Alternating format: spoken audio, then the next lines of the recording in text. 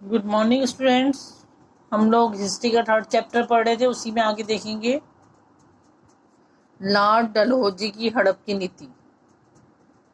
Lord वेल्जली के समान ही डलहौजी ने एक अन्य नीति आरंभ की। इस नीति का उद्देश्य सीधे राज्य हड़पना था। अंग्रेजी शासन बहुत शक्तिशाली हो चला था एवं अधिकांश राज्य इनके अधीन थे। अतः डलहौजी ने अपनी नीति के अनुसार जबरन कुछ नियम राज्यों पर थोप दिए। अब देखिए क्या था, जैसे लॉर्ड वेल्जली अपनी नीतियां चलाया जाता था, उसी तरीके से लॉर्ड डलहौजी ने भी एक अन्य नीति आरंभ कर दी थी। ठीक है, एक नीति और बना ली थी। उस नीति के अनुसार क्या था कि किस तरीके, वो उस नीति के अंदर था कि किस तरीके से दूसरे राज्यों को हम हड़प लें, ऐसी नीति थी वो। ठीक है, अंग्रेजी शासन काफी ताकतवर होता जा रहा था राजाओं की आपसी फूट वगैरह के कारण, और अधिकांश राज्य इनके अधीन आ चुके हुए थे।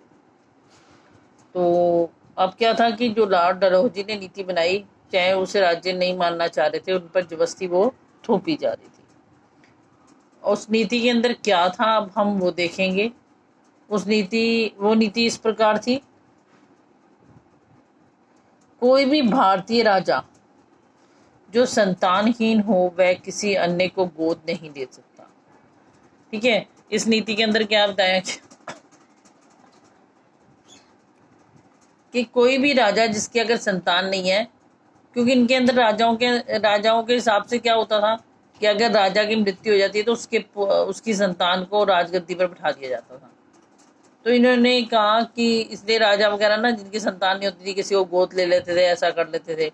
लेकिन अब अंग्रेजों ने क्या चाल चली कि अगर किसी के पास संतान नहीं है तो वो किसी के बच्चे को, किसी अन्य को गोद नहीं देंगे, क्योंकि उनको था कि जब उस राज्य का कोई वारिस ही नहीं बचेगा तो वो राज्य उनके साथ ही आके मिलेगा, वो अपने में मिला लेंगे उस राज्य को। ठीक है, दूसरा, कोई भी राजा बिना अंग्रेजों की अनुमति के पुत्र के अलावा किसी अन्य को अपना उत्तराधिकारी नहीं सौंप सकता। दूसरा, कि अगर राजा का पुत्र है तभी वो अधिकारी बन सकता है। अगर उसका पुत्र नहीं है तो ये नहीं कि वो अपने भाई को या भाई के बेटे को या किसी और को वो अधिकार सौंप देगा। अब ये क्यों करा, ताकि वो क्या कर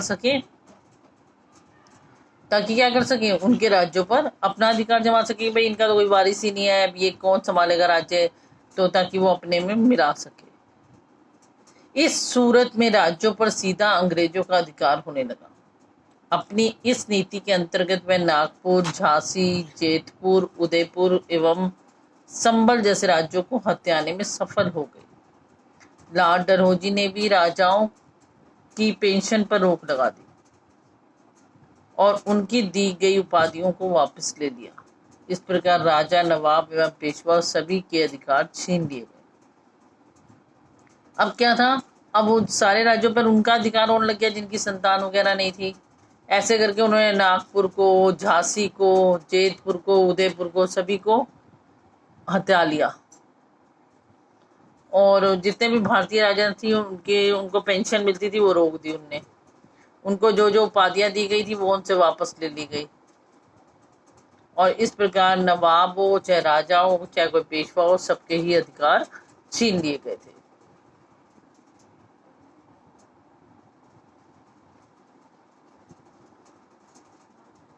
अब है अंग्रेजों की सफलता का रहस्य। अंग्रेजों के सफल होने के पीछे ठोस पहल, मानसिक दृढ़ता एवं सैन्य शक्ति के अतिरिक्त भी कई अन्य कारण थे। उन्होंने कहा अंग्रेज जो सफल हो जा रहे थे, उसके पीछे वो जो अपनी सोच लगा रहे थे, समझ लगा रहे थे, उसके बाद सैन्य शक्ति जो थी उसके अतिरिक्त भी अन्य कई कारण भी थे। वो क्या कारण थे देखते हैं। वो कह रहे हैं कि और भी कारण ऐसे थे जिसकी वजह से वो जीते जा रहे थे। बंगाल पर विजय के बाद अंग्रेजी कंपनियों को भारत व्यापार करने का आधार मिल गया। बंगाल के उपजाऊ भूभाग से जहां इन्हें राजस्व प्राप्त हुआ, वहीं व्यापार से इन्होंने बहुत अधिक लाभ भी कमाया। ठीक है, अब उन्होंने कहा कि जब इन्होंने, अंग्रेजी कंपनियों ने बंगाल पर विजय प्राप्त कर ली तो उसके जो उपजाऊ भूभाग थे उनसे इन्हें राजस्व तो मिल ही रहा था। ठीक है, और वहां के व्यापार से भी इनको लाभ मिलने लग गया। ठीक है, जब दोनों साइड से लाभ मिल रहा है तो क्या हो गया, काफी अच्छा इनके पास पैसा हो गया। अंग्रेज सेनाओं में अत्यंत कुशल और प्रशिक्षित सैनिक थे जो हर प्रकार की परिस्थिति में युद्ध के अभ्यस्त थे।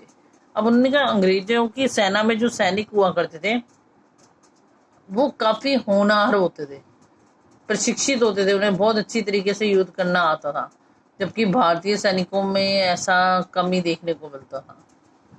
तो उनके जीतने का एक रीजन ये भी था कि उनके जो सैनिक थे अच्छे प्रशिक्षित थे। अंग्रेजी सेना के पास विस्फोटक और आग्नेय यंत्रों का प्रचुर भंडार था। इसके पास बंदूकें एवं हल्की तोपें भी थीं। अब वो कह रहे हैं कि अंग्रेजों के पास क्या था कि अस्त्र शस्त्र भी बहुत अच्छे थे, काफी अच्छी विस्फोटक सामग्री, बारूद वगैरह काफी मात्रा में था। इसके बाद ऐसे यंत्र भी थे जो अग्नि वगैरह फेंकते थे। ठीक है, ऐसे ऐसे हथियार थे, अच्छी हल्की भारी हर तरह की बंदूकें थी उनके पास, तोपें थी। तो सारे हथियार भी तकरीबन उनके पास हर वैरायटी के हथियार भी थे, तो इसलिए वो जीत जाते थे। अंग्रेजों के पास विशाल जहाजी बेड़ा था जो समुद्र एवं नदियों के मार्ग को आक्रमण के लिए प्रयोग करता था। इन जहाजी बेड़ों से अंग्रेज सेना को रसद, शस्त्र एवं सैनिकों की अनवरत आपूर्ति के कारण इनको मनोबल नहीं टूटता था। अब उन्होंने कहा कि अंग्रेजों की विशाल शक्तिशाली जहाजी बेड़ा था उनके पास, मतलब जहाजों के रास्ते से, समुद्र के रास्ते से वो आराम से व्यापार कर सकते थे, युद्ध कर सकते थे। तो काफी अच्छा था उनका जहाजी बेड़ा। और इसी के रास्ते वो क्या करते थे, अपने जो अस्त्र शस्त्र हैं या सैनिक इधर से उधर भेज सकते थे, उनकी आपूर्ति आसानी से कर लेते थे।